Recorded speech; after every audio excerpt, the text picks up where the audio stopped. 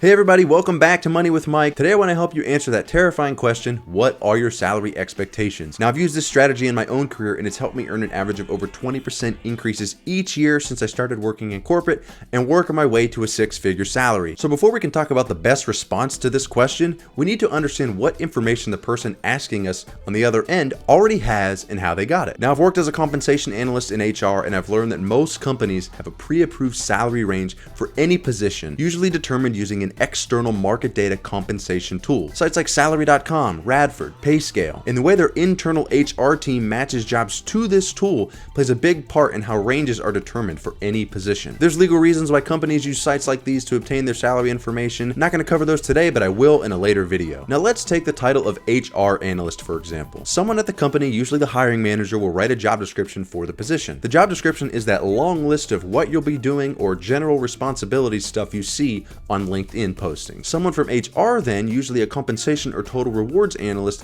will then match that job description to a job in one of these market data compensation tools. Once they land on what they think is the best match, they obtain the salary range. This is why you shouldn't share your salary expectations first, because how a company matches each job, as well as every job description, can vary between companies. Not only that, but the compensation data in these market data compensation tools can vary from system to system. One company might show a salary range of 70 to 80K for a position, another company might show a range of 90 to 95K for the same position. Take this LinkedIn posting for example. This is a posting for a human resources analyst. We'll call this company number 1. Responsibilities include onboarding, termination, compliance, benefits, LOA management, employee relations, payroll, training, oversee data feeds and reporting. Same title, company number 2. Not a single mention of payroll, but more heavy language on HR systems and data analysis. Company number 3, more payroll processing, benefits, even some language about compensation duties. So how do each of these companies end up with different salary ranges for the same title? If I'm the compensation analyst for company number 1,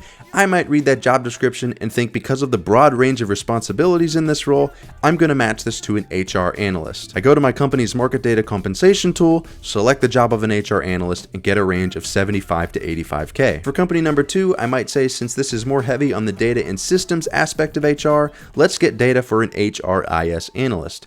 This company is using a different tool. I get data for an HRIS analyst and see the range is 60 to 70K. For number 3, I might say let's match this to an HR analyst. This is the same title as company number 1, however company number 3 is using a different tool. So though they're matching to the same title, they're getting data from a different data set, and here we see the range is 70 to 90K. As we've seen from these examples, not only can each of these jobs be matched differently by each company, but each company could be getting data from a different tool and different data set. Not to mention there's other factors that affect the final salary range that a company lands on for a position. Factors like budget, seniority, location, how much current employers are making in that role, as well as the company's internal compensation philosophy if they have one. All of these play a part in determining the final approved salary range. So why did I spend so much time talking about how companies obtain these salary ranges and not how to answer the question, what are your salary expectations? Because I want you to understand there is no one size fits all range for the same position across different companies. And although you want to have an idea of your salary range going into an interview, your goal is to find out the company's pre-approved salary range before sharing your own expectations. Through your own research, you might find that an HR analyst makes an average of $71,000 in your area with a range of $56,000 to $90,000. You take your best guess with your skills, education, and experience and decide that $65,000 to $75,000 is a fair range, and that's the range you're going to give recruiters when they ask what are your salary expectations. If you interviewed with company number 1, remember whose internal approved range was $75,000 to $85,000, you could be leaving at least $10,000 on the table. And with company number 3, you could be leaving anywhere from $15,000 to $25,000 on the table. So what do you say when the person asks you what are your salary expectations? I usually respond with a very positive and casual, yeah, so what's the range for the position? Most recruiters these days will gladly share that information with you, especially in the age of pay transparency. If the range is below what you would consider, kindly respond with, great, thank you.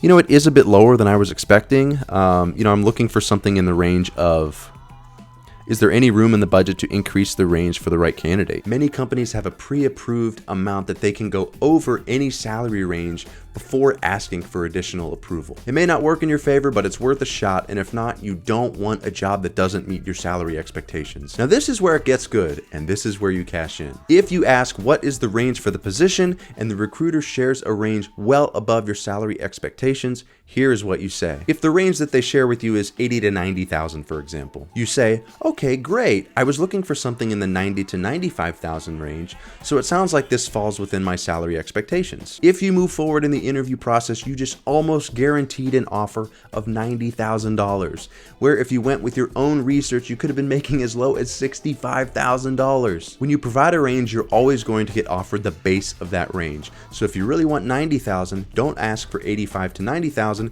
because the company is going to offer you 85,000 and you have less leverage to push back because their offer is, quote, in the range you asked for. Now, not every recruiter or hiring manager is going to share the salary range with you. Some do push back and try to get you to share your hand first. If that happens, some possible responses are, well, I'd really like to make an informed decision, and at this point in the interview process, I don't feel comfortable giving a reliable range. Quite honestly, if a company won't share the salary range with me, which rarely happens, I choose not to move forward in the interview process. Your time is too valuable, and there are thousands of jobs out there waiting to pay you above and beyond your worth. And you don't want to interview 3 times over the course of 3 weeks only to find out that the salary is not even what you can afford to live on. So I hope this video helps you in the interview process. It's helped me earn an average of over 20% increases each year since I started working in corporate and work my way to a 6-figure salary. So do me a favor, like, subscribe to the channel, leave me some comments, and don't forget, you are the biggest advocate for you.